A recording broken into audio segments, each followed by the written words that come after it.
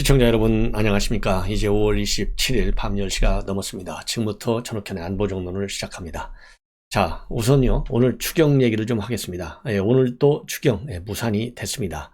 이거 뭐 민주당이 완전히 발목 잡는 거 여러분들 다 아시죠. 이게 다 이번 심판 요인으로 다 축적이 돼요. 그러다 보니까 오늘 윤석열 대통령이 말이죠, 집무실에서 8시까지 지키고 기다려 봤다고 합니다. 그런데 결국 합의가 무산됐어요. 더군다나 오늘은요, 이 원내 라인들이 오찬도 했고, 또 양당 원내대표하고 추경호 기재부가 장관하고도 협의를 했고, 그럼에도 불구하고 합의가 안 됐어요. 자, 그러다 보니까요, 이 권성동 원내대표도 이 협상이 결렬되고 나서 뭐라고 얘기했냐면, 민주당이 정부 여당의 최종안에 동의하지 않아서 오늘 본회의를 개최하지 못했고, 내일, 그러니까 28일 날 오후 8시에 본회의를 개최하기로 잠정 합의를 봤는데, 여의치 않으면 일요일 날 본회의를 열릴 가능성도 배제하지 않을 수 없다. 그리고 민주당의 박홍근 원내대표는 추경과 관련된 이견을 좁히는 과정을 좀 더 해 나가고 내부적으로도 의견을 좀 더 수렴해 보겠다 이렇게 했는데요. 자, 이번에는요, 이번 추경안 정말 얼마나 급합니까? 소상공인들, 중소 자영업자들 간신히 지금 숨을 쉬고 있는데 이런 것도 잘못해서 민주당이 이번에 정권을 내는 거예요. 그럼에도 불구하고 아직 정신을 못 차리고 있어. 이게 민주당입니다. 참 한심스러워요. 그러다 보니까 윤석열 대통령도 입장을 내놨습니다. 바로 대변인실을 통해서 입장을 내놨는데, 윤석열 대통령 뭐라고 얘기했느냐. 소상공인 그리고 자영업자들은 숨이 넘어가는데 오늘 또 국회가 열리지 않아서 정말 안타깝다. 그리고요, 혹시 추경안이 처리될까 싶어서 오후 8시까지 사무실 지켰는데 결국 국회는 서민들의 간절함에 화답하지 않았다. 그리고 국회가 이렇게까지 협조를 하지 않을 줄은 몰랐고, 소상공인과 자영업자들의 심정을 깊이 헤아려 주길 다시 한번 부탁드린다. 야, 이 정도가 되면요, 정말 여러분들, 저 국회의원 여러분들, 소상공인 입장 한번 해보십시오. 얼마나 정말 힘든지. 몇 년간에 2년, 3년을 지금 버텨왔는데 겨우 지금 우리 국민의힘에서 추경안을 만들어가지고 하루라도 빨리 좀 약속을 이행하겠다 하는데요. 약속을 이행하는 윤석열 대통령을 보여주고 싶지 않은 거예요, 민주당이. 이러한 당리당략에 빠져서 이 소합병적으로 여의도 정치를 이어가고 있으니까 민주당에 대해서 우리 국민들이 등을 돌린다. 이 엄중한 국민의 분노, 목소리를 들을 줄 알아야 된다. 이렇게 저는 판단을 합니다. 자, 이렇게 되니까 지금 국민의힘 내부에서는요, 낙관론이 고개를 조금씩 든다고 합니다. 자, 선거 막판에 윤풍이 분다는 거예요. 이게 이제 중앙일보 보도를 통해서 나오고 있는 얘기인데, 여러분들 처음 시작할 때 윤석열 대통령에 대한 긍정평가율이 상당히 낮았거든요. 과거 역대 대통령들은 출범할 때 뭐 7, 80%씩 되는데, 처음부터 집무실 이전 가지고 그 당시 이제 민주당 문재인 청와대가 발목을 잡으니까 이거 진짜 청와대 이전한 거 잘못된 거 아니야? 이러한 여론이 조금 높았어요. 그러다 보니까 긍정평가율이 낮게 시작을 했어요. 근데 시간이 지나면서 이제 집무실 이전도 끝났고, 또 이 내각 구성도 다 끝났고, 또 이 미국의 바이든 대통령이 사상 역대 정상회담 중에서 가장 빠른 시간 내에 와가지고 이 한미 동맹을 완전히 원상 복귀시키고, 그리고 북한의 도발 위협에 대해서 강력히 대응하기로 하고, 이러한 긍정적 요인이 쭉 이어지고 오고 있는 거예요. 그 중에 이제 제가 보기에는 가장 한복판의 이슈가 핵심이 뭐냐? 윤석열 대통령이 당선된 이후로 용산에 정식으로 취임하기 이전까지 보여준 행보의 핵심은 뭐냐면요, 국민과의 약속 이행이에요. 이게 뭡니까? 신뢰성. 이거를 우리 국민한테 보여준 거예요. 그러니까 윤석열 이거 믿을 만한 대통령이구나. 이런 이 국민들의 마음이 이제 편안해지고 정권 교체하기를 잘했다. 이런 이제 심리가 생기는 거예요. 이게 결국 윤석열 마케팅이다. 저는 그렇게 봅니다. 윤석열 마케팅이 그냥 뭐 노련한 정치 구단주처럼 입만 가지고 하는 게 아니라 몸으로, 그리고 정책으로 우리 국민한테 실증해 보이는 거예요. 그래서 이제는 이제 이 낮았던 긍정평가율이요, 지금 특히 수도권의 경우 서울, 경기, 인천의 경우에는요 60%가 넘어요. 서울을 61.4, 경기가 61.3, 인천만 58.4예요. 이러다 보니까 이 수도권에서의 이 훈풍, 마케팅의 성공, 이게 지방으로 쭉 내려가지 않습니까? 이러면서 이제 국민의힘 내부에서도 이거 윤풍이 부는구나 이렇게 생각하는 것이고, 대표적으로 윤풍을 등에 업고 나온 사람이 누구예요? 김은혜 후보하고 그 다음에 충남의 김태흠 후보예요. 그러다 보니까 이제 인물론보다는요, 내 뒤에는 윤석열 대통령이 있어, 내 뒤에는 여당이 있어, 그래야 지역이 발전돼. 이걸로 인물론 대신에 이걸로 이제 주민들한테, 유권자들한테 치고 들어가는 거예요. 이러한 이 작전이 결국은 윤석열 마케팅 그리고 윤심의 훈풍 이런 걸로 어울러져 가지고 긍정평가가 더 높아지고, 긍정평가가 높아지니까 다시 지지율을 끌어올리고, 이런 지금 선순환의 여론이 지금 조성되고 있다. 이렇게 지금 평가가 되는 겁니다. 그래서 특히 말이죠. 특히 이번에 5.18 국민의힘 의원들 전원, 그 다음에 정무 강요들, 그 다음에 청와대 비서진들, 이런 사람들이 대거에 지금 광주에 갔잖아요. 그리고 또 봉화마을도 달려갔어요. 이런 것들이 굉장히 윤석열 대통령이 선대를 꾸리면서 강조했던 게 뭡니까? 우리 통합할 거야. 우리는 더 이상 분열 안 시킬 거야. 이게 이제 문재인 대통령하고 정반대되는 캠페인이자 정반대되는 국민과의 약속이에요. 그래서 국민통합위원회도 출범시켰지 않습니까? 그런 것처럼 이러한 통합 메시지가 또 우리 국민들한테 제대로 전달되는 거예요. 그래서 지금 현재 이 중앙일보 보도를 보면요, 엄경영 시대정신연구소장 같은 경우에는 이번 선거는 거대 야당인 민주당에 대한 중간평가 성격이 강하다. 왜냐하면 민주당이 최근에 검수안박법 강행 처리했죠. 이재명이 지 멋대로 인천에 가서 출마하죠.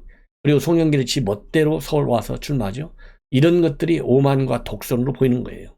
그래서 지금 현재 민주당 지지율은 빠지는 거고, 국민의 지지는 올라가고, 윤석열 대통령 지지율도 올라가고, 그러다 보니까 후보들 지지도 동반 상승세가 나타나서 이제는 윤심이 흘러가고 윤풍이 불고, 그래서 낙관론이 힘을 받는 이런 상황으로 지금 선거판이 급격히 달라지고 있다.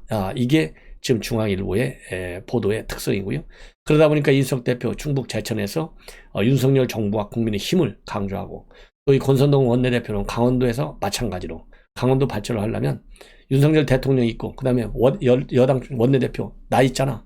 그러니까 나를 밀어줘야 돼. 이렇게 지금 판이 바뀌고 있고, 전략도 거기에 맞춰서 바뀌고 있다. 그럼에도 불구하고요, 이 국민의힘 내부에서는 아니야, 그래도 긴장을 해야 돼. 역대 지방선거 여론조사 적중률이 떨어졌다는 거예요. 그리고 실제 이 투표율도 얼마든지 바뀔 수 있기 때문에 승부를 그렇게 낙관해서는 안 된다. 뚜껑을 열어봐야 한다. 그리고 지금은 이제는 당 지도부가 사전투표를 독려해야 한다. 이러한 조심스러운 반응도 나오고 있다고 합니다. 당연하죠. 지난번에 우리가 0.73%밖에 신승을 하게 된 가장 큰 원인이 바로 전날 이준석 대표가 10%가 넘게 이기고 있어. 이 때문에 그럼 나는 투표 안 해도 되겠네. 이런 심리가 작동했다는 거 아니겠어요? 그런 것처럼 지나친 낙관, 지나친 윤심, 윤풍 기대지 말고 실력으로 버텨라. 저는 그렇게 얘기를 하고 싶습니다. 자, 이번에는 말이죠. 지금 민주당의 내분이 갈수록 더해지고 있어요. 오늘 이 박지원 비대위원장이 사과했어요. 윤호중 위원장 그리고 민주당 후보들한테 사과했어. 근데 사과가 제가 보기에는요, 반쪽밖에 안 됐어요. 그럼에도 불구하고 핵심 차광의 견제라든가 586 세력들의 사퇴라든가 이런 이 아킬레스 건들은요, 선거가 끝나면 다시 한번 챙기겠다. 이런 것을 분명히 또 밝혔어요. 그래서 그랬는지 제가 그랬잖아요. 완전히 꼴이 100% 되는 게 아니다. 이 박지원 비대위원장이 그래도 칼은 역시 숨겨두고 있다. 이렇게 말씀드렸는데, 이러다 보니까요, 지금 윤호중 비대위원장 둘 다 이제 공동 비대위원장이잖아요. 오늘 인천에서요, 둘이서 같이 집중 유세하기로 약속을 했다고 합니다. 그런데 오늘 집중 유세를 하기 전에 공동 유세하자는 이 발표문을 보내드렸대요. 그런데 거부당했다고 합니다. 그래서 열받잖아요, 박지원 비대위원장도. 그래서 박지원 비대위원장도 인천에 공동 유세하러 가다가요, 차를 돌리고 다시 서울로 올라오는, 이거 애들 장난하는 것 같은 지금 민주당이 되고 있어요. 그래서 그러면은 이 공동 유세문에 뭐가 들어가 있느냐? 5가지 쇄신 과제가 들어가 있다는 겁니다. 더 젊은 민주당, 그리고 더 엄격한 민주당, 그리고 약속을 지키는 민주당, 폭력전 팬덤과 결별한 민주당, 미래를 준비하는 민주당. 내용이 그런 대로 괜찮아요. 그러면서요, 기성 정치인들이 새 희망을 가꾸려는 청년 정치를 지원하기 위한 시스템을 철저히 갖추겠다는 내용도 포함되어 있다고 밝혀졌습니다. 자, 그러면서요, 이 박지원 위원장이 밝힌 입장문을 보면 윤호중 위원장하고 협의를 진행했으나 결과적으로 거부를 당했고 합의가 이루어지지 않았는데 겉으로는 아무 문제가 없는 것처럼 연출하는 것, 그대로 인천 가는 것, 이거는 진실되지가 못하다. 그래서 불가피하게 오늘 인천 집중유세에 참석하지 못하고 차를 돌렸다. 이러한 입장을 밝혔어요. 그러면서 굉장히 안타깝고 많이 아쉽다. 본인의 이 5대 쇄신 제안을 받아들일 때까지 계속 노력하겠다. 그리고 저를 필요로 하는 데 가서는 지원 유세를 하겠다. 그리고 선거 승리, 당 쇄신을 위해서 끝까지 역할을 하겠다. 끝까지 역할을 꼭 좀 하십시오. 예, 끝까지 역할을. 이러한 이 입장을 내놨어요.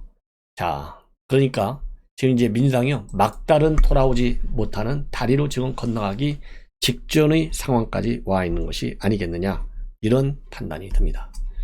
자, 이번에는요, 이재명 관련 얘기를 좀 하나 하겠는데, 오늘 이재명 차가 말이죠, 딱 들켰어요. 요즘 차 운전 잘못하면 누군가가 사진도 찍고 동영상을 찍어요. 그래서 인천에서 오늘 이제 개항을 선거를 마치고 차를 이제 이동해야 될 거 아니에요.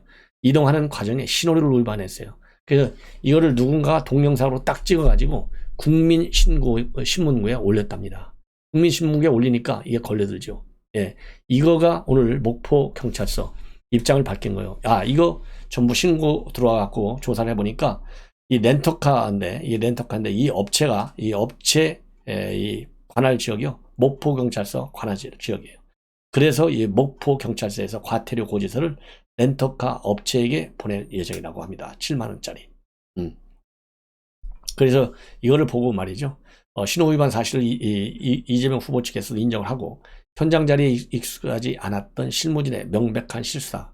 캠프는 신호위반 당시 이를 인지했고 재발 방지를 위해서 내부 시스템을 재점검했고 다시는 위반하지 않도록 유의하겠다. 이런 입장을 내놨습니다. 자, 이번에는요, 이제 이 문다혜 씨가요, 딸이죠.